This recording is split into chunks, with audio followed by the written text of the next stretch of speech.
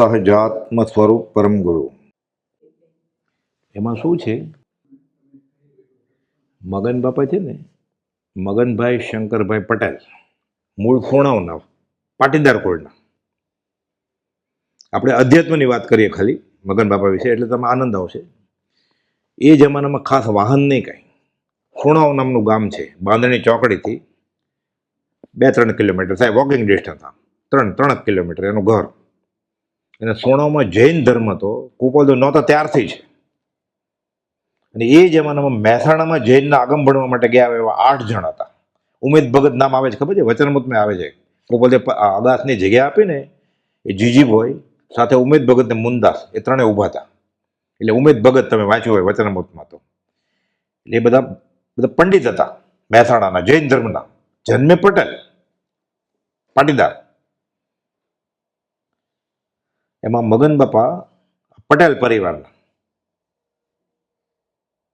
હવે આમ ખેડૂત 3 ભાઈઓ હતા, આશાભાઈ ને છોટાભાઈ અને એક મગનભાઈ, મગન બાપા. તો એ સ્કૂલમાં પગપાળા પ્રવાસ હતો. એ જમાનામાં વાહનો ન વાપરે બહુ, ગાડામાં. આ પ્રવાસ સ્કૂલમાં નીકળે ને, એને પિકનિક જવાનું હતું. એટલે સોણાવથી ખંભાત, એટલે તમારે સમજો બાંધણી ચોકડીથી ખંભાત. એટલે ખંભાતમાં બધા દેરાસરના દર્શન કરવાના, પગપાળા પ્રવાસ, ચાલીને. 60 વિદ્યાર્થીઓ સાથે હતા. અને મગન બાપાની ઉંમર ત્યારે 13 વર્ષની હતી. પછી રાજાનો મહેલ, નિજામનો મહેલ. ખંભાતમાં મુસલમાન રાજાનું રાજ હતું. અત્યારે વડવા આશ્રમ છે ને, જેને જોયો હોય એ, ત્યાં બંને સાઈડમાં આને કરતા ઊંચા થોડા ટેકા છે પથ્થરના, લાદી. એ 3 પગથિયા ચડવાના. એટલે ડાબી સાઈડનું જે છે સ્ટેજ એ રાજા માટે, અને જમણી સાઈડનો છે રાણીબા માટે. એટલે વડવા ત્યારે યાત્રા વેરો લેતા હતા. એટલે જે કોઈ ખંભાતમાં યાત્રા કરવા આવે વડવા આશ્રમમાં, યાત્રા વેરો લેવાય ને. શ્રીમદ રાજચંદ્ર વડવા આશ્રમમાં તો વેરો નહોતા લેતા રાજા. એટલે એના માટે આ વ્યાસપીઠ બનાવેલી, અને એટલો અહોભાવ હતો. એટલે કુપોદનો પ્રભાવ હોય. કેમ ઈડરના રાજા મળેલા, અને કંઈ મળ્યા નહોતા. આ તો નિજામ. પણ બેગમ અને નિજામ રાજા ક્યારેક આવે એમ મોટા દિવસે, એને બોલાવે તો એ બેસે. પછી 5-10 મિનિટ, 1-1.5 કલાક એમ. પછી ગળ્યું દૂધ પીને વયા જાય, કેસર વાળું. અને વડવા આશ્રમ બન્યો ને, આ બેકગ્રાઉન્ડ શા માટે કહું છું? આપણને અહોભાવ આવે આ શ્રીમદ રાજચંદ્ર નામનું. પછી મગન બાપાની વાત કરું. ત્યારે બધું ઉજ્જડ જગ્યા. હમણાં તો બધા બિલ્ડિંગ થઈ. અમે જતા ને વર્ષો પહેલા, ત્યારે ખંભાત રેલવે સ્ટેશનથી આશ્રમમાં વચ્ચે કોઈ ઘર જ નહોતું, જાડી જ ખાલી. તો ધ્યાન કોણ રાખે? પ્રતિષ્ઠાના દિવસે કેટલા બધા ગામ પરગામથી આવેલા. એટલે રાજાએ મફત સિપાઈ આપેલા કે રક્ષણ કરશે ને એક પણ રૂમાલની ચોરી નહીં થાય, મારી જવાબદારી. આ તો બેકગ્રાઉન્ડ કયો મેં. પછી ત્યાં નિજામનો મહેલ જોઈને બધા વડવા આશ્રમમાં આવ્યા. ત્યારે કુપોદનું ખડગાસન વાળું ચિત્રપટ છે ને, ઊભું પદ્માસન અને ખડગાસન 2, એમાં ખડગાસન વાળું ચિત્રપટ એ વડવા દરવાજાની ઉપર રાખતા હતા. મોટો દરવાજો છે ને, આપણે અંદર જાય પછી મંદિરના શ્રાદ્ધાય હોલ આવે, મંડપ આવે, સભા મંડપ, ત્યાં રાખતા હતા. એટલે બધા છોકરા અંદર દર્શન કરવા લાગ્યા. એટલે મગન બાપા કે મેં આ ચિત્રપટ જોયું, આવું ચિત્રપટ ને આવો પુરુષ મેં કોઈ જોયો નથી, અલૌકિક. હું નજરે ગયો કે બધા ખોખો રમે, કબડ્ડી રમે, પકડા પકડી રમે. હું આ જોઈએ રાખું કે આ છે શું, ખબર નથી. આ કોણ શ્રીમદ રાજચંદ્ર કોણ, એ શું, જૈન ધર્મ શું, એ ખબર નથી. કુપોદે લખ્યું છે જૈન અને વેદ ને જન્મથી જ વ્યાર. એટલે અમારે જૈન ધર્મ અપાસરે ચડવાની જ મનાય છે. અમારા ગુરુએ ના પડેલી કે હાથી દોડતો આવે, મારતો એને પગ નીચે કચડે મરવાનું, પણ જૈનના ઉપાસરે પગ મૂકવાનો નહીં. એના કરતાં ખરાબ છે એમ. એટલે કે અમારે જૈન સાથે કંઈ સંબંધ જ નહીં. તો શ્રીમદ રાજચંદ્ર નામ સાથે તો સંબંધ જ ક્યાંથી હોય? પણ કે આવું ચિત્રપટ મેં જોયું નથી કાંઈ. અને એ લોકોને 33 કરોડ દેવદેવી હોય ને. હવે તો વાણિયા લોકોને હોય છે દેવદેવી બધું કે ખરા, અમે વિતરાગ દેવને માનીએ છીએ, પણ દેવદેવી તો હોય જ. ડાબા ખીચામાં, જમણામાં માદળિયા, દોરા, ધાગા, મંત્ર, તંત્ર બધું. પણ કે આમાં તો 33 કરોડ દેવતા. મેં નક્કી કર્યું કે હવે આજ અલૌકિક પુરુષ, આ દેવાંશી પુરુષ છે. એને ખબર નથી આ શ્રીમદ રાજચંદ્ર છે કે અવધાન શું ને કાંઈ. 13મે વર્ષે શું ખબર હોય આપણને? 13મે વર્ષે શું ખબર હતી કે એને ખબર હોય? કોક હશે ભાગશાળી કે એટલે નાનપણથી ખબર હશે, રાજનું નામ સાંભળ્યું હશે. મને સપનામાં આવે કે દેવદેવી બધા. હું સપનામાં પડકાર કરું કે આ મગન એને શરણ લઈ લીધું છે, આ એક પુરુષનું, એ માથું નમાવશે નહીં, ડરાવે કે મને સપનામાં 6 મહિના સુધી આવે. હું નજરાઈ ગયેલો કે નજરાઈ જવું એટલે એવું આકર્ષણ થઈ જાય, કારણ ન આપી શકે પણ નજરાઈ જાય. આપણે એમ કહીએ ને ઇંગ્લિશમાં લવ એટ ફર્સ્ટ રાઇટ, એવું થઈ ગયું કે મને. હવે જોગાનું જોગ આ જ વાતના અનુસંધાનમાં સોણાવમાં પ્રભુસિંહજી આવેલા ત્યારે મગન બાપાની ઉંમર 8 વર્ષની હતી. હું મારા કાકા સાથે સોણાવની ભાગોળે ગયો કે ભક્તિ છે કોઈક સંત મહાત્માની. એટલે પહેલાના જમાનામાં એવું હતું, આર્ય સંસ્કૃતિમાં કોઈ પણ મોટા મહારાજ આવે બધે જાય, ગમે તે ધર્મ હોય, 2 શબ્દ કાને પડે ને ધર્મના. હરિશ્ચંદ્ર તારામતીની વાત કરે, સતી સાવિત્રીની વાત કરે, રામની વાત કરે તોય સાંભળે, શ્રી કૃષ્ણની વાત કરે કે વિતરાગ મહાવીર સ્વામીની વાત કરે. તો મારા કાકા સાથે હું ગયો કે ભક્તિ ભજન હશે કે અમારામાં તો બધું પખાલ ને વગાડે બધું મંજીરે એવું ક્યાંક હશે, તો આ તો બધા ગંભીર બધા આત્મસિદ્ધિને બહુ પુણ્ય કર્યા પહોંચે ને સજાત્મ પરમણ માળા એવું બધું હોય કે ગંભીર વાતાવરણ હતું. પણ મેં દર્શન થયેલા કે 8 વર્ષે એ કાંઈ ઓળખતા નથી કોણ છે આ પ્રભુસિંહજીને. એવું 13 વર્ષે આ ચિત્રપટથી નજરાઈ ગયા. ફરીવાર 14મે વર્ષે મુંદાસ જે છે ને ઓ રાજચંદ્ર દેવ એની બીજીમાં સાવકીમાં એક હાથ ઠૂઠો હતો એનો. મુંદાસને તો બહુ દુઃખ આપ્યું. એ પછી અગાસ જાય કે મને એ અગાસ હું એમ મને લઈ ગઈ કે એકવાર. એટલે ત્યારે મેં પ્રભુસિંહના દર્શન કર્યા કે એટલે એમ દર્શન કર્યા એટલે જોયા ખાલી એમ. હું તો એનો હાથ પકડીને ગયો હતો કે વચમાં આનંદ આવી વાત કરું. આ પગપળા પડે મેં પૂછ્યું તો ગાડામાં ન ગયો તો લગ્ન હોય ને વરરાજાને ગાડામાં બેસવાય, બધાને ગાડામાં ન બેસવાનું હોય, હેડતા જ જાય કે અમે. એટલે સોણાવથી અગાસ ચાલીને જવાનું, એ 10-15 કિલોમીટર તો ચાલવાનો જ. આવો રસ્તો નહીં, થોડુંક ખેતરમાંથી હોય એટલે થોડુંક નજીક પડે, બાકી ખંભાત ચાલીને જાય તો પ્રવાસ. અને પછી 19મે વર્ષે એટલે આજીવિકા માટે માસ્તર હતા સ્કૂલના, ખેતી નહોતા કરતા, હતા ખેડૂત પણ ખેતી નહોતા કરતા, આવડે બધું પણ માસ્તર થઈ ગયેલા. એટલે 7 ચોપડી ભણે ને પછી એવી પરીક્ષા આપે એટલે માસ્તર થાય, એટલે 10 રૂપિયાનો પગાર આવે મહિને. મારું તો કામ પતી ગયેલું કે 10 રૂપિયાનો પગાર આવે અને ખીચડી કરતા આવડી ગઈ હતી કે મને. પહેલો પગાર આવ્યો ને આખું ગામ જોવા આવેલું કે એક સાથે 10 રૂપિયા ક્યાં હોય પાટીદારને ઘરે કે આખું ગામ જોવા આવેલું કે. એટલે બાજરો ઉગાડે એ આપે, એના બદલામાં ચોખા મળે, આપલે થતી એવી રીતે બાર્ટર સિસ્ટમ, કેશ હોય જ નહીં કાંઈ. અને મારે તો ફિક્સ આવક થઈ ગઈ કે. એમાં એવું થયું, એમાં હેડ માસ્ટરની ડિગ્રી લે ને એટલે 2 વર્ષની ટ્રેનિંગ લેવી પડે. એટલે ટ્રેનિંગ કોલેજ, આપણે જેને કોલેજ કહે છે યુનિવર્સિટી એવી નહીં, શિક્ષક થવાની. એટલે એમાંથી હેડ માસ્ટર થઈ ગયા. 19મે વર્ષે અગાધ આશ્રમમાં ગયા. એને જે સિનિયર શિક્ષક હતા ને એ મનોહરભાઈ માસ્તર, સોણાવના એસટી ચોકની સામે એનું ઘર. એ સ્થાનકવાસી જઈને બધા આગમ ને બધું ખબર, અને શ્રીમદ રાજચંદ્ર વિશે ખબર. એટલે વાત સાંભળી કે એમ કરતું મગન, આ મોટા શિક્ષક 55 વર્ષના અને મગન હું 15 વર્ષનો કે 16 વર્ષનો. પછી કોપલદોની વાત કરે કે અમારામાં તો ન ગુરુ રહેવાય જ ને, ગુરુ તો જોઈએ જ, એટલે કંઠી બંધાવે જ ગુરુની. વૈષ્ણવ ધર્મમાં તો નગુરા મરાય નહીં, એ તો અવગતિ થાય. તો એ મનોહરભાઈ માસ્તર કહે છે કે તારે મંત્ર લેવો છે તો અગાસના બાપા છે, બાપાનો આશ્રમ અને બાપાનો ધર્મ. અગાસ લઈ ગયા. મારી બાઈ 1 રૂપિયાનો સિક્કો આપ્યો કે. એટલે બ્રહ્મચારી આગળ ગયા. એટલે પ્રભુસિંહજી બેઠા હોય ને, બ્રહ્મચારી ઊભા હોય, ચિત્રપટી છે એવું, ખુરશીમાં બેઠા હોય પ્રભુસિંહ. પછી નીચે બેસી નહોતા શકતા, શરીર સ્થૂળ હતું અને ગોઠણ નમસ્કાર કરીને ભાંગી ગયા હતા પ્રભુસિંહજીના. કુપાલજીને નમસ્કાર કરીને ખંભાતના ખારા પાટમાં દરિયામાં આખી પૂનમ ભક્તિ કરે. બધા અંબાલાલભાઈ, ત્રિભુવનભાઈ, કિલાભાઈ ગુલાબચંદ એ લોકો સાથે પ્રભુસિંહજી. એટલે પછી વળી નહોતા શકતા પગ એના, ઘણા બધા રોગ હતા પ્રભુસિંહને. એટલે ખુરશીમાં બેઠા હોય અને સાંભળે ઓછું. એટલે શ્રુતિ યંત્ર, હિયરિંગ એડ વાપરે ને, અગાસમાં પેલા દર્શનથી લટકાવેલું રાખતા, હવે છે બોક્સમાં હજી પણ. કે છોકરો શું કહે છે તો કે મંત્ર માગે છે, જાઓ એને આપી દો આજ્ઞા ભક્તિનો મંત્ર. એટલે 20 દુહા, યમ નિયમનો પાઠ, ક્ષમાપનાનો પાઠ, 3 માળા, સજાત પરમગુરી અને તત્વજ્ઞાનનું પુસ્તક છે ને એમાં પાના નંબર લખી આપ્યા. એટલે બ્રહ્મચારી કે આ બધું પેલા કે 3 નમસ્કાર કર્યા કે આ તારે પાકું કરવાનું, રોજ આ કરવાનું, અને થોડા રીતે પાકું કરતો જાજે. ફરી મળ મને 2-3 દિવસે, ત્યારે તું કેટલું પાકું કર્યું મને કહેજે. એટલે મગન પપ્પા આ તો લઈ લીધું, એ તત્વજ્ઞાન મને બતાવેલું કે આ બ્રહ્મચારી મને લખીને આપ્યું છે આ કરવાનું. મને કે બ્રહ્મચર્યની આજ્ઞા આપો કે.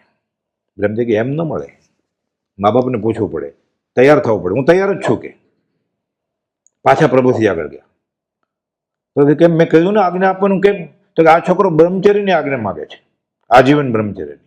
તો આમ જોયું પ્રભુજીએ, આપી દો કે. પાછા આવ્યા, પાછા 3 નમસ્કાર કર્યા. એટલે આજીવન બ્રહ્મચર્યની આજ્ઞા આપી. કોણે? પ્રભુજીની આજ્ઞાથી બ્રહ્મચારીજીએ. એટલે પ્રભુજી પોતાની હયાતીમાં જ છેલ્લા દિવસોમાં, છેલ્લા વર્ષોમાં બ્રહ્મચારીજી પાસે જ અપાવતા બધાને. કેમ કે મુખ્ય બ્રહ્મચારી સોંપણી કરવાની હતી ને. એટલે કે મોટા આચાર્યોએ નાના સાધુને કે આપી દો આને જે જોતું હોય એમ. એટલે કે મેં આખું આ 19મી વર્ષે આ આજ્ઞા ભક્તિ લીધી. અને પછી પરમ કુબોદેવે જે પત્રો લખ્યા હોય બધા, અને પરમ કુબોદેવને પત્રો લખ્યા હોય પ્રભુશ્રીજીએ, અંબાલાલભાઈએ, સૌભાગભાઈએ, બ્રહ્મચારી 100 હસ્તાક્ષરવાળા પત્ર આપે કે તું વાંચજે, વિચારજે, અને એનું મધ્યવર્તી વિચાર તે શું આમાંથી નક્કી કર્યું આ પત્રમાંથી. એટલે 100 પત્રના થોકડા આપે કે તારે વંચાઈ જાય એટલે આને ઇન્ડેક્સ, એને સાંકળ્યું કહેવાય ગુજરાતીમાં, સાંકળ્યું બનાવવાનું. કે તને શું આમાંથી લાગ્યું આ પત્રમાં એ તારે નક્કી કરવાનું, મને બતાવજે. કે એ 100 પત્ર આપી દે. એટલે બીજા આપે કે હું એવી રીતે લેવા માંડ્યો 100 પત્ર, 300 400, પણ કે જગ્યા પહેલાં છોડી ગયો તો હવે ઇન્ડેક્સ કેમ બનાવી? એટલે બ્રહ્મચારીને બતાવ્યું કે મેં કર્યું તો છે આ. એમની કાંઈ વાંધો નહીં કે છેલ્લે પાને કરો. એટલે ઇન્ડેક્સ મેં છેલ્લે બનાવેલી કે હું ભૂલી ગયેલો, પાનું છોડતા પહેલે પાનેથી લાગ. અત્યારે એમ નહોતું કે થોડું બગડી જાય એટલે નોટ ફેંકી દે. કે કુપોદેવનો પોસ્ટકાર્ડ જોઈએ ને આપણે તો ખૂણામાં લખે કુપોદેવ આડું, જરાય જગ્યા છોડે જ નહીં. કાગળ વનસ્પતિમાંથી બને ને, જીવ મરે. એટલે હું પાનું છોડતા જ ભૂલી ગયો. મેં ઉપરથી જ શરૂ કર્યું, હાસ્યો એટલે પેરેગ્રાફ લાઈન હોય ને, મેં છોડ્યો જ નહીં કે હાસ્યો. એટલે બ્રહ્મજી કાંઈ વાંધો નહીં, છેલ્લે બનાવો સાંકળ્યું. એટલે એ રીતે કે પછી આ બધા પ્રભુજીના પત્રો હું વાંચતો. મારા આંખમાંથી આંસુ જાય કે શું ભક્તિ કરી છે આવી. અને કુપાલ વિશે ખબર પડે ને કે આ પ્રભુજી જૈન સાધુ કેવો, એ બધું વાંચતો ગયો. કે સાથે આજ્ઞા આપી. પહેલું પુસ્તક આપ્યું કે બેન્જામિન ફ્રેન્કલિનનું જીવન વાંચવું. શા માટે? પ્રધાન થવા માટે નહીં, મિનિસ્ટર થવા માટે. સવારે ઉઠીને રાત્રે સુવે ત્યાં સુધી 1 મિનિટ ક્યાં જાય છે તમારી, એ બેન્જામિન ફ્રેન્કલિન ટાઈમ ટેબલ રાખતા હતા કે મને વાંચવાનું કહ્યું. અને તારે આ રીતે ટાઈમ ટેબલ બનાવવાનું કે સવારે ઉઠે ને રાત્રે સુવે તારી 1 કલાક મિનિટ ક્યાં જાય છે તારે લખવાનું. એટલે 11 થી 11:30 એમ ખેતરમાં, 11:30 થી 12 જમવામાં, રાતના 9 થી સવારના 9 સુવામાં, 12 કલાક સૂતા હોય તો 4 કલાક સૂતા હોય, 12 થી 4 ભક્તિ ભજન શું કરવું, ટાઈમ ટેબલ બનાવવાનું, રોજ નિશી બનાવવાની. બીજું મણિરત્ન માળા આપી. શંકરાચાર્યનો વૈરાગનો નાનો એવો ગ્રંથ, 32 શ્લોક ખાલી, પ્રશ્ન ને જવાબ, પ્રશ્ન હાવ સહેલું. અને કે આ વાંચજે, એના અર્થ સમજે, ન સમજે તો મને પૂછજે અને પાકાઈ કરજે. કે એ મણિરત્ન માળા મારા આગળ છે અત્યારે, બ્રહ્મચારીએ આપી. પ્રીતમની વાણીની બુક આપી કે ગુરુના લક્ષણ શું હોય, સદગુરુના, અને એને ઓળખનાર સાધકના લક્ષણ કેવા હોય, એ વાંચવાનું આપ્યું. એ પ્રીતમની વાણી મારી આગળ છે અત્યારે, એ આપ્યું બધું. અને કે પછી પૂછે 3 મહિને જાય તોય ઓલું શું વાંચ્યું બતાવો. એટલે આ બધો અભ્યાસ મૂળ પત્રનો થઈ ગયો. સૌભાગભાઈના પત્રો, અંબાલાલભાઈના પત્રો, પ્રભુજીના પત્રો. અને બ્રહ્મચારીજીને શનિ રવિ માસ્તર હતા એટલે શનિ રજા હોય ને, શનિવારે અડધો દિવસ હોય, રવિવારે આખો દિવસ રજા હોય. વચમાં દિવાળી આવે, નાતાલ આવે, વેકેશન આવે, દિવાળીનું સમર વેકેશન આવે. હું અગાસ જઈને બેસો બ્રહ્મચારી. મને જૈનનું શું ખબર પડે, હું પાથરી લઈને બેસો પલોઠી વાળીને. અને બીજા પ્રશ્ન પૂછે કે સત્સંગ થતો હું સાંભળ્યા કરું. કે પણ બ્રહ્મચારીને ખબર કે આ કંઈ પૂછતો નથી પણ શાંતિથી સાંભળે છે. કે અને હું એના મુખડાની માયા મને લાગી હતી, હું એનું મુખ જોયા કરું. કે સૌમ્ય મૂર્તિ, કે બધાને સમાધાનપૂર્વક જવાબ આપે. કે પછી પ્રશ્ન પૂછે ને, પ્રભુજીની હયાતી મેં પ્રશ્ન પૂછતા ને એટલે પ્રભુજી બતાવે પ્રભુજી કે આ પ્રશ્ન આવ્યો છે, એટલે પ્રભુજી જવાબ આપે. પ્રભુજી લખે નહીં કે આ જવાબ આપી દે. એટલે શરૂઆતના પત્ર સુધીના પત્રો છે. આ પત્ર સુધા ભાગ 1 ને 2 1268 પ્રશ્નનો જવાબ છે. એમાં 20 દુઆના અર્થ મળી જાય, ક્ષમાપનાને મળી જાય, આત્મસિદ્ધિની ઘણી ગાથાને મળી જાય. મારા બાથરૂમમાં કંસારી બહુ થાય છે, મારે દવા નાખીને મારી નાખ્યું કે નહીં, એનો જવાબ મળે. આમાં મને મારા પિતા લગ્ન કરવાનો ફોર્સ કરે છે, મારે ગ્રેજ્યુએટ થવા પછી પરણવું છે, તો પરણવું કે નહીં, એનો જવાબ એ મળે. આમાં હું ભક્તિ કરવા આવું છું, મારા મા બાપને ગમતું નથી તો શું કરવું, એનો જવાબ એ મળે. આમાં બધા જવાબ છે. આમાં તો આ પત્ર લખે ને પ્રભુજી, પછી પ્રભુજીને દેહ છૂટી ગયો, પછી બ્રહ્મચારી પોતે જ લખતા કુપોલદેવના વચનને આધારે જવાબ, ને આગમને વચન આધારે. એટલે હું બેસું પછી મને આપે. આપણે થોડું વંચાઈ ગયા એટલે હું આમ બેસું કે પલોઠી વાળીને બેઠો. તો તો તને વાંચવા આપ્યો છે એ હું વાંચું બીડું, પછી લીમડાના ઝાડ ઉપરથી, અગસમાં ઝાડ બહુ છે ને, ગુંદર ઉતારું કે એ ગુંદર હું ભીનો કરીને ચોંટાડવાનો, પછી હું પોસ્ટમાં નાખું કે. એટલે આ બધી ઘણા બધા પત્રો, 292મો પત્ર છે એ મગન બાપા ઉપર જ છે પાછી. અને કે હું બીડું પછી એટલે બ્રહ્મચારી શું જવાબ આપે છે, શું પ્રશ્ન કે આ બધું મને બેઠા બેઠા કાંઈ પણ પૂછ્યા વગર બધું ખબર પડે. પણ ફરી વાર પાછું એ કહું છું, જે આ એકને એક વાત મને 1000 વાર કીધી હશે 20 વર્ષમાં, કે પ્રભુજીના પત્ર કુપાલજી કે આ પુરુષે શું ભક્તિ કરી છે, કે વખાણ પ્રભુજી ન કરવા કે કુપાલજી ના કરવા. પછી બ્રહ્મચારીજી ચરોતર પ્રદેશમાં બધે જાય. ચરોતર પ્રદેશમાં બ્રહ્મચારીજી ફરે તો ચપ્પલ પહેરતા જ નહીં. ઉત્કૃષ્ટ ત્યાગ વૈરાગ્ય. સીમડા, દંતાલી, પેટલાદ, સોજિત્રા, કાસોર, ભાદરણ, રાળજ, પછી વવાણિયા, આ બાજુ પાલીતાણા, કે હું બધી હારે ફરવું એ જાય. એમાં આનંદ આવે એવી વાત છે પાછી. એટલે મેં તમને આવડી નાની ઉંમરે બ્રહ્મચર્યનું કેમ સૂઝ્યો? નવાઈ લાગે ને. 19 વર્ષે એવું શું વાંચ્યું હોય કે બ્રહ્મચર્યનું વ્રત લઈ લે આજીવન? તો મને કે અમે એકવાર નિશાળમાં હતા ને, બ્રહ્મચારી લાંબી યાત્રાએ જવાના હતા, 1 મહિના સુધી રહેવાનું નહોતો આગાસ. હવે નીચે ઘરે જવાને બદલે સીધા દોડ્યા આગાસ, ખેતરમાંથી આડબીડ રસ્તામાં કે હાંફતા હાંફતા. એટલે બ્રહ્મચારી કે સીધો નિશાળેથી આવ્યો છો? તો કે હા. ભૂખ્યો આવ્યો છો? તમે વયા જવાના હતા. પછી 1 મહિના પછી દર્શન થાય એટલે દર્શન માટે આવ્યો છું. રણછોડભાઈ નામનો એક માણસ સાધક સમાધિ ખાતેમાં રસોઈયો હતો. નારના રણછોડભાઈ નહીં, એ બીજા પાછા. રણછોડ ખીચડી છે, થોડી વધી હોય તો મગનને આપ. હવે કે સાધક સમાધિ બ્રહ્મચર્યનું રસોડે ખીચડી ખાધી, હવે બીજી કોઈ બાઈને હાથ અપાય કે? એ બધું બ્રહ્મચર્યનું રસોડું. આગાસમાં ભોજનાલય નહોતી, ખાલી જેણે બ્રહ્મચર્ય વ્રત લીધું હોય એને માટે જ હતું જમવાનું. અને પ્રભુજીએ આજ્ઞા આપી, કોઈ મુમુક્ષુના ઘરેથી ખાવાનું આવે, બ્રહ્મચારી કે તારે ખાવાનું નહીં, તારે સાધક સમાધિ ખાતામાંથી ખાવાનું. એટલે બ્રહ્મચારી અપવાદ હતા, બાકી બધા બાળ બ્રહ્મચારી હતા. પણ પ્રભુજીને ખબર પડી કે કોઈ મુમુક્ષુના ઘરેથી ખાવાનું આવે છે, તારે એ નહીં ખાવાનું.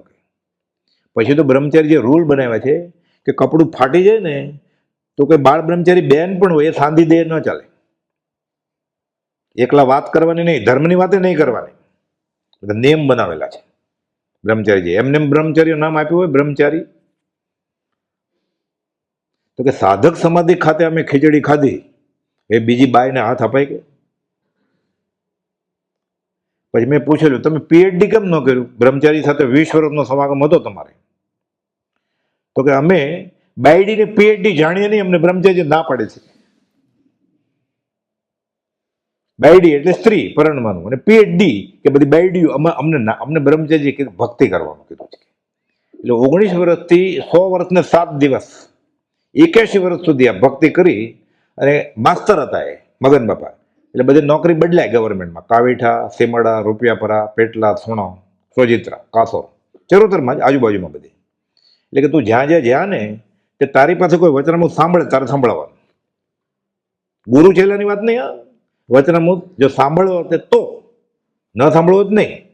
સાંભળવો હોય તારે સમજાવવાનું. એ કે હું માસ્તર તરીકે જ્યાં જ્યાં જાઉં ત્યાં 8-10 કુટુંબ કુપાલવાળા કરું, બદલી થયા કરે. અને સોણામાં પછી રાત્રિ ભોજનનો ત્યાગ હતો. નિશાળે થયા પછી કરું શું? મોક્ષમાળાની પાઠશાળા શરૂ કરી.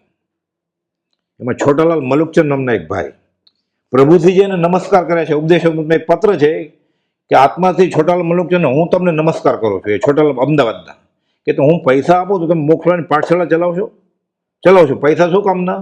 ઇલેક્ટ્રિસિટી હતી નહીં, એટલે ફાનસ લઈ દીધા. ફાનસનું કેરોસીન ક્યાંથી લાવવું? એ દર મહિને વડવા આશ્રમમાં જે અરવિંદભાઈ હતા ને એના પિતા પોપટલાલ માસ્તર 2-2 લીટર કેરોસીન લઈ આવે. એટલે ફાનસ કરે, એના પ્રકાશમાં ગોળ બધા 10-10 છોકરા બેસી જાય. કે 60 છોકરાનું મોક્ષવાળા પાઠશાળા ચલાવતો હતો. એટલે એક પાઠ મોક્ષવાળાના સુબોધ શાળા નામ પાડેલું. પછી બ્રહ્મચારી અવારનવાર મહિને 2 મહિને આવે. પંડિત લાલન આવે, શિવજી દેવજી મઢરવાળા આવે તપાસમાં. અને હું બધાને અગાસ લઈ જાઉં. કે પછી તો બધાને આત્મસિદ્ધિ પાકે કરાવી દીધી મેં. એટલે બોલે એટલે બ્રહ્મચારી રાજી થાય, પરીક્ષા પણ લે. પછી પંડિત લાલનના હાથે એકવાર બધાને થાળી વાટકા ઇનામમાં આપેલા, અગાસમાં બેસાડીને બધાને. એટલે બધા છોકરા રાજી થાય. કે અત્યારે હજી 2-4 મુમુક્ષુ જીવે છે એ પાઠશાળાના, બધા કુપોલવાળા થઈ ગયા છે. આ હું કરું કે આ રીતે આ માર્ગમાં બાળ બ્રહ્મચારી બધે ફરતા જાય અને કુપોલજીને માર્ગની ધૂણી ધખાવી કે મને કહ્યું જ બ્રહ્મચારી કે વચનામૃત વાંચવાનું તારે, બીજો કોઈ સાંભળે તો એને વંચાવવાનું તારે.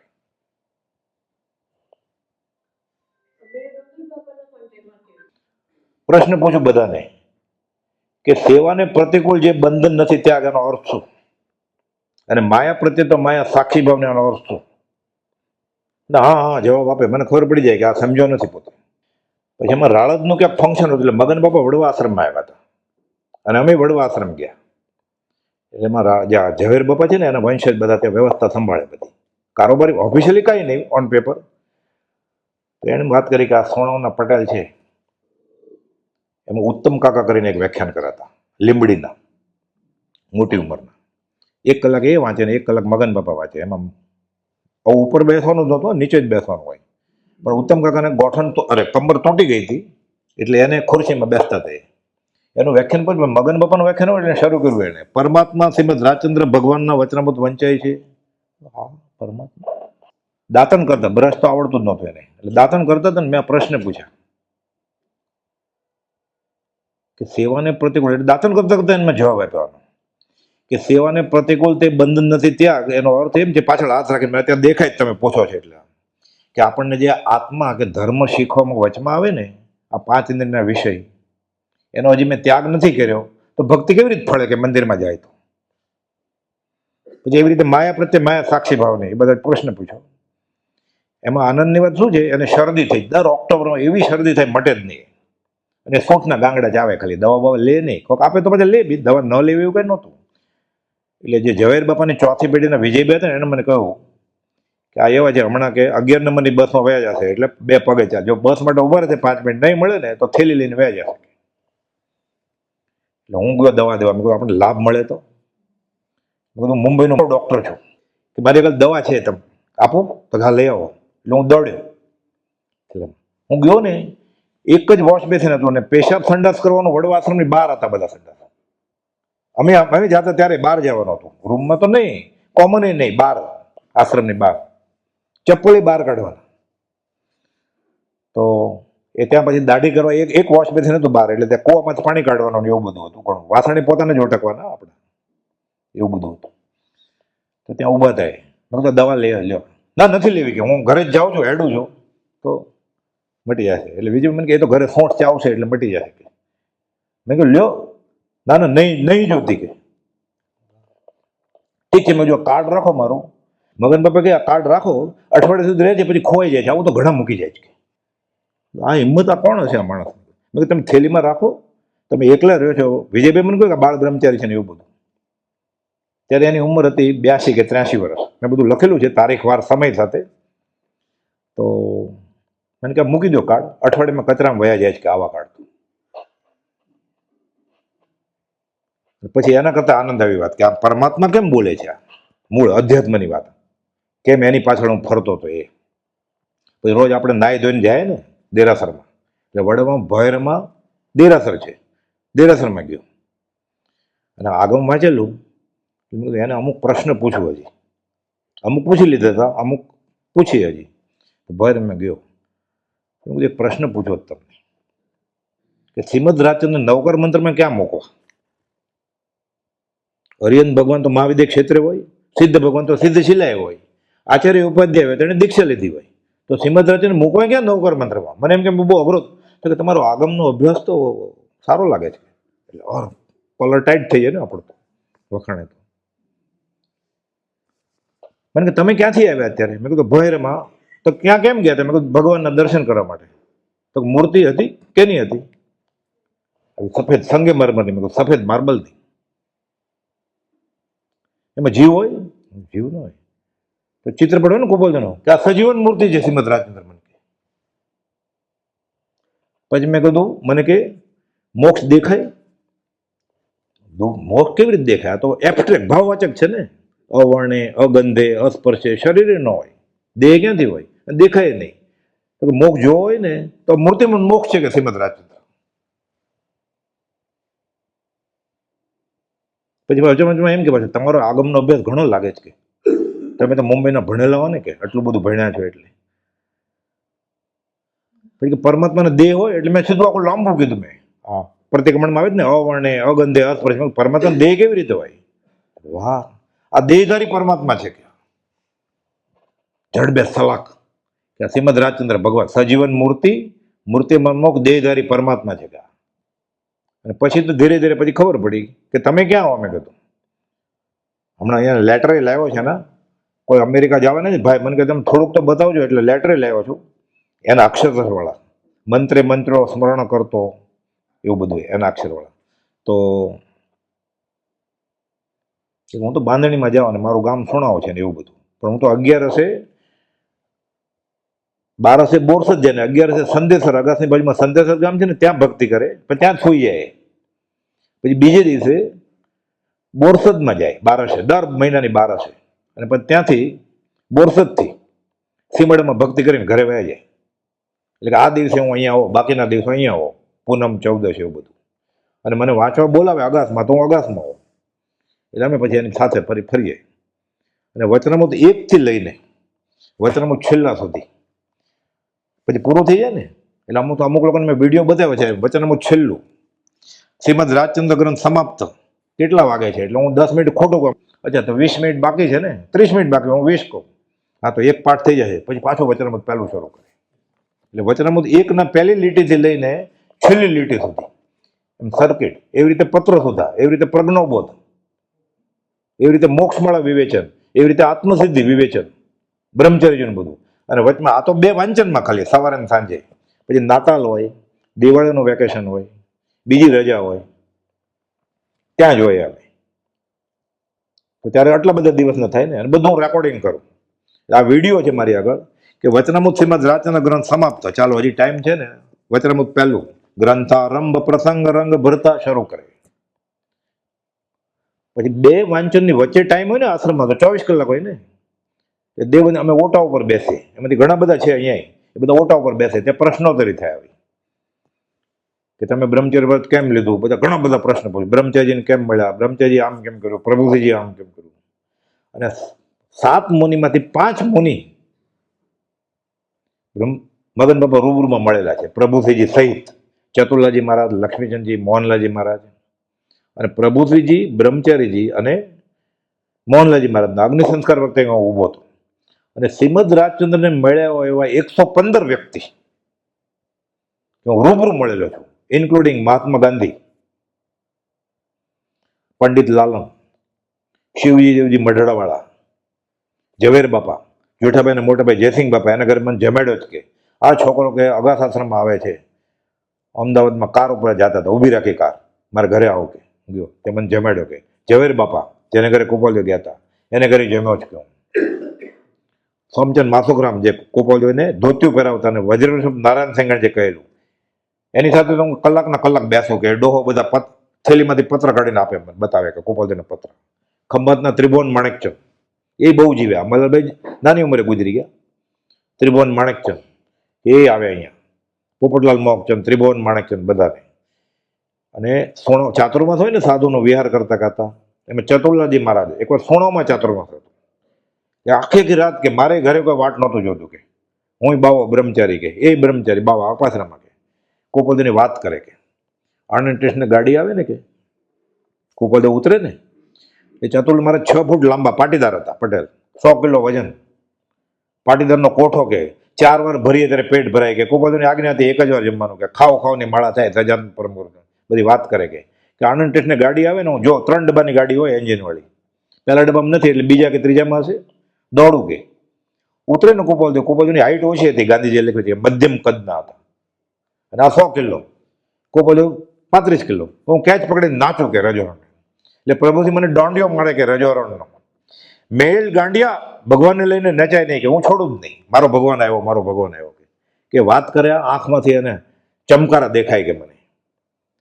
પછી કે માળા કરું કે કોઠો ભરાય કેમ કે કોપાલદેવ પૂછ્યું ને મુનિ શું કરો છો, તો કે સવારે ચા નાસ્તો લઈ આવે, બપોરે તમે આ જ્ઞાન દર્શન ચારિત્ર કે બધી વાત કરે કે અમે માળા કરીએ. અને કોપાલદેવ કીધું હતું પછી કે માળા તો કરવી જ પડે ને, નિયમ લીધો હતો, પણ કે ખાવ ખાવ થાય કે મેં કોપાલદેવને કહી દીધું કે ખાવ ખાવ થાય છે, મારી કઈ ગતિ થાય કે અમને કોપાલદેવ જવાબ આપે, લખેલું છે બધું.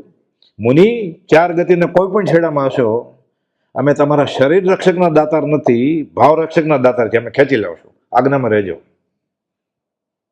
એટલે અમને એ કહ્યું છે ભક્તિ કરજો અને વધારે વધારે ભાવ કોપોલ ઉપર સામેવાળાને તમને થાય એ કરજો. કે અમને કહ્યું ડાપણ ડોળતા નહીં, કે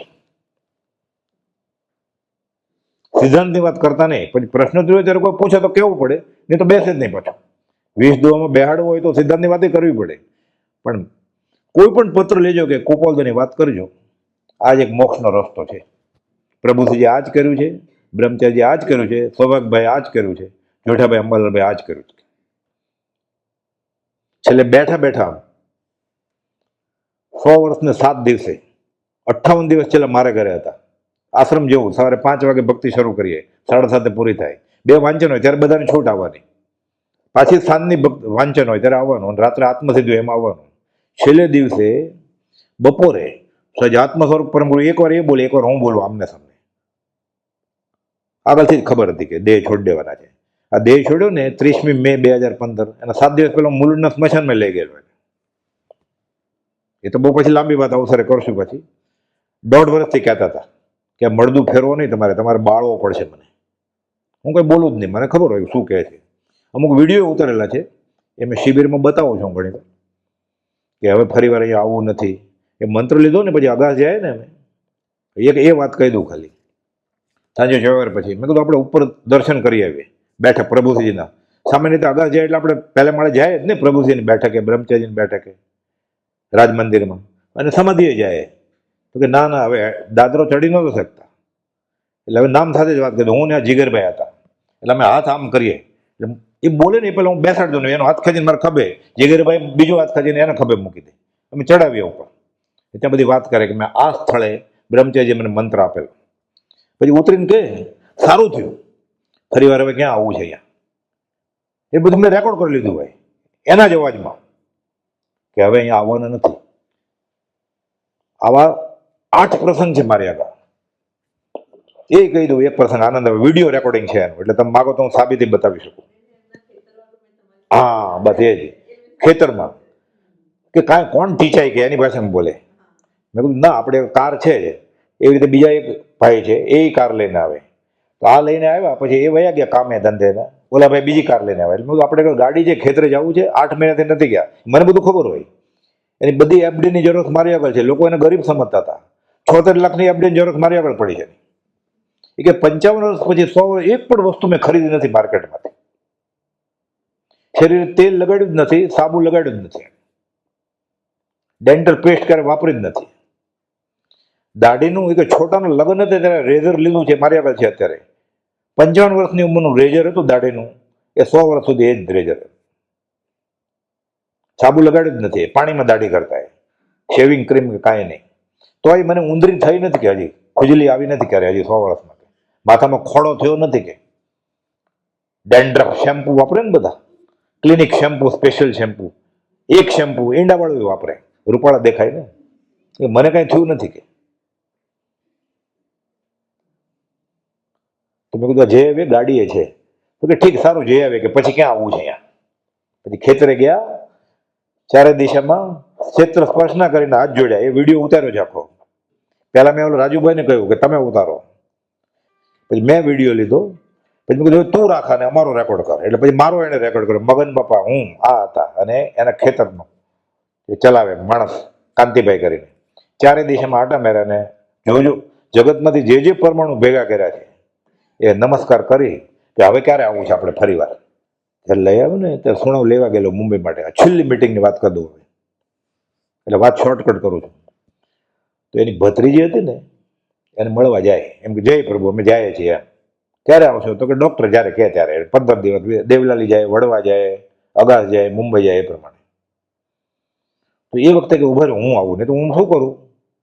જીગરભાઈને કે કોઈની કાર હોય ને અમે એને બેસાડ રાખો, હું કઈ આવું એની ભત્રીજીને, કે અમે લઈ જઈએ છીએ ને આવશું. ના હું આવું સાથે, મને કે તમારે સામે તમે બેસો ને, તો કે ના ના આવું છું. એ ત્યારે મને ખબર તો હતી થોડું ઘણું કે જય પ્રભુ. પછી એના ભત્રીજા જમાયા હતા, એ તો આ માર્ગમાં નહીં કાંઈ, એને મળી આવે કે આપણે જય પ્રભુ. તરત જ મેં ફોન કર્યો પ્લેનમાં, હું એરપોર્ટ, અમદાવાદ એરપોર્ટ જતો હતો, કે આ છેલ્લી મિટિંગ છે, મગન બાપા નમસ્કાર કરીને આવ્યા છે આવી રીતે ભત્રીજા જમાઈને અને ભત્રીજીને. આવી રીતે 20 વર્ષમાં ક્યારે થયું જ નથી એમ. જય પ્રભુ. એટલે હવે નથી મળવાના એમ.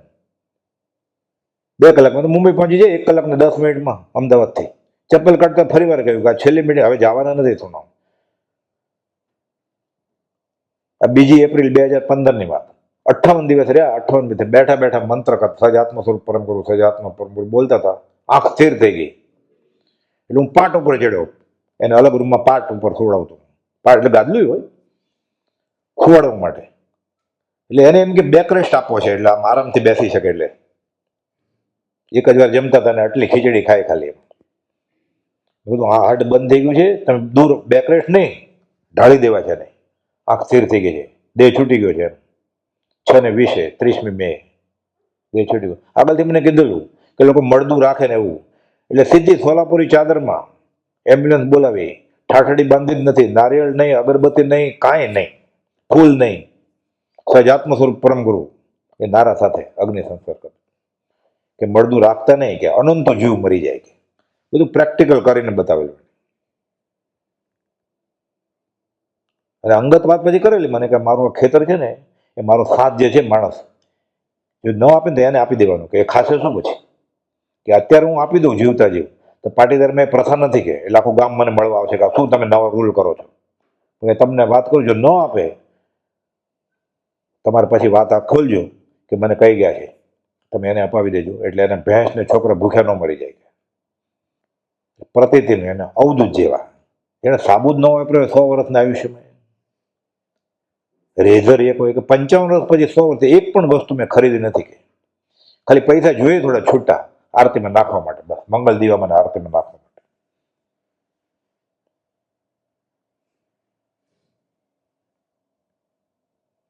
એટલે પછી ખબર પડી કે આ અવધૂત યોગી છે.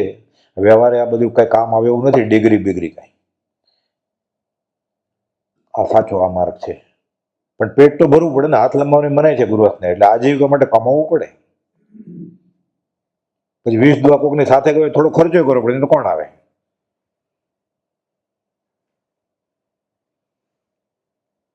પણ ખબર પડી ગઈ કે મૂળ માર્ગ કુકોદેવ શું કહેવા માંગે છે એ પ્રભુશ્રીજીને બ્રહ્મચારી સમજ્યા હોય, જૈન સાધુ.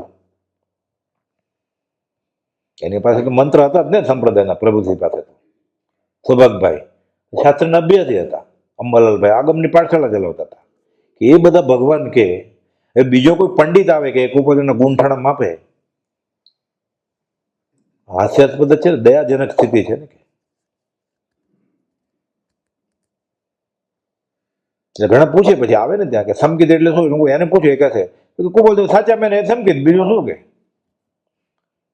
કુકોદેવ સાચા મનાય એનું નામ સમકિત, કે બીજું સમકિત એટલે શું? બીજું કુકોદેવ સાચા મનમાં સહેલું છે, એને કહ્યું એ કરવું પડે ને. પછી માન્યતાનું ફળ નથી, દશાનું ફળ છે ને. સમ્યક દર્શનનું મુખ્ય લક્ષણ વિતરાગતા છે, જ્ઞાનનું ફળ વિરતિ. વચનામૃત 749.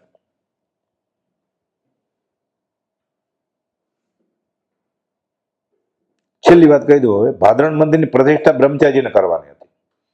ત્યારે જીવન કળા પહેલી વાર લખાણી ને પ્રભુજીએ તપાસેલી, પણ છપાવવાની હિંમત જ નહોતી ચાલતી કોઈ.